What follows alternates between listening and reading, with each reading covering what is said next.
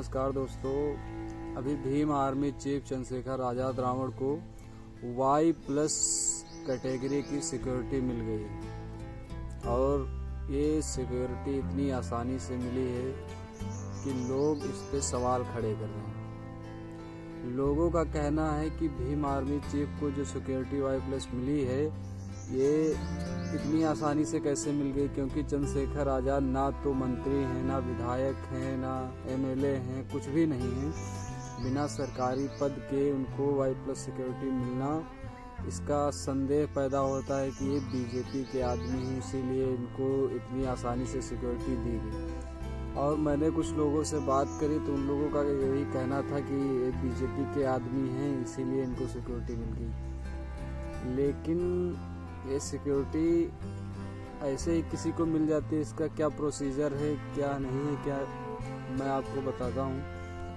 ये Y+ security किसी भी शख्स को दी जा सकती है जो VVIP है, जिसकी जान माल को खतरा है, या पब्लिक फिगर है अगर कोई। क्योंकि Y+ सिक्योरिटी कंगना रनौत या तमाम एक्टर, क्रिकेटर, तमाम लोगों को Y+ सिक्योरिटी मिली हुई है। इसका मतलब वो सारे लोग बीजेपी के आदमी नहीं हैं। एक सरकार को प्रोवाइड कराना पड़ता है, क्योंकि कुछ समय पहले चंद्रशेखर आज़ाद के ऊपर तमाम हमले हुए, उनकी गाड़ियां तोड़ी गई, उनकी गाड़ियों पे पत्थर मारे गए और हद तो तब हो गई जब उन पर 4-4 राउंड गोलियां चलाई गई। उनको एक गोली तो उनकी कमर में लगी थी। अब तब से उनके समर्थकों में काफ़ी आक्रोश था और मांग थी कि उनको सिक्योरिटी दी जाए, जिसके लेकर जंतर मंतर पर भारी प्रोटेस्ट भी किया गया था भीम आर्मी के द्वारा। और उसी के चलते आज उनको Y+ सिक्योरिटी तो मिल गई है, लेकिन विरोधी पार्टियां और उन्हीं के कुछ समर्थक उन पर शक कर रहे हैं। तो मेरा मकसद था कि लोगों की शक को दूर करना, क्योंकि Y+ सिक्योरिटी कोई इतनी हाई क्वालिटी की सिक्योरिटी नहीं होती। Z+ सिक्योरिटी बहुत हाई क्वालिटी की होती है। Y+ सिक्योरिटी में 11 कमांडोज होते हैं, जिसमें 3 कमांडो होते हैं और बाकी पुलिसकर्मी होते हैं जो उनकी सुरक्षा में 24 घंटे तैनात रहते हैं। और ये सिक्योरिटी किसी भी VVIP को दी जाती है जो पब्लिक फिगर है या फिर जिसके जान माल को खतरा है, उसको दी जाती है। और भीम आर्मी चीफ को तो सारी दुनिया जानती है और वो लोकसभा नगीना से चुनाव भी लड़ रहे हैं, सांसद बनने का। हो सकता है इस बार वो चुनकर संसद भी चले जाएं, क्योंकि अगर वो संसद जाते हैं तो शोषित दलित समाज की आवाज़ मुखरता से उठाएंगे। और एक यही कारण है कि क्योंकि वो चंद्रशेखर आज़ाद रावण जो हैं दलित पॉलिटिक्स करते हैं, भीम आर्मी चीफ, और उनके राजनीति जो है बहुत अग्रेसिव है। दलितों के ऊपर अगर कहीं भी उत्पीड़न होता है बहुत अग्रेसिव तरीके से उस आवाज़ उठाते हैं, प्रोटेस्ट करते हैं, कुछ भी करना पड़े उसको न्याय दिलाते हैं, जिसके चलते उनकी काफ़ी दुश्मनी भी होती है लोगों से। लोग चिढ़ जाते हैं, क्योंकि राजनीति में अगर आप आते हैं तो पक्ष और विपक्ष दोनों हो ही जाता है। आप सबको खुश नहीं कर सकते, क्योंकि एक शोषित है तो दूसरा शोषक है।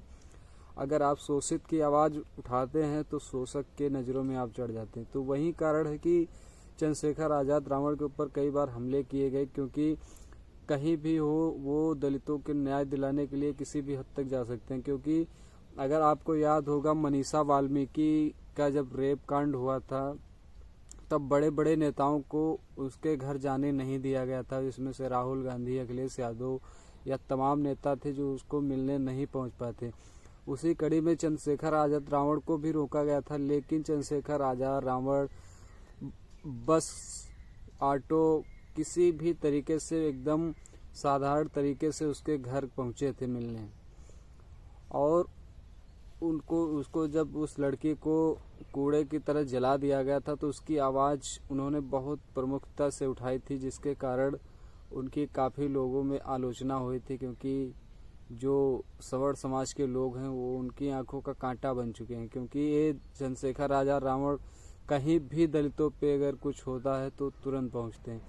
ऐसा ही नहीं कि मनीषा वाल्मीकि, ऐसे तमाम इंद्र मेघवाल, जितेंद्र मेघवाल, ओम प्रकाश रैगर, मुन्ना पासवान, ऐसे तमाम दलितों पे अत्याचार हुए, तब जाके चंद्रशेखर आज़ाद वहाँ पहुँचे और उनको न्याय दिलाने का काम किया। लेकिन उनको आज अगर सिक्योरिटी मिली है तो उस पर काफ़ी लोग, उन्हीं के समाज के लोग संदेह कर रहे हैं। तो मेरी विनती है कि संदेह करना और ये सब हासिल करना इतना आसान नहीं रहा उनकी ज़िंदगी में, इसके पीछे बहुत मेहनत है, उसको देखें।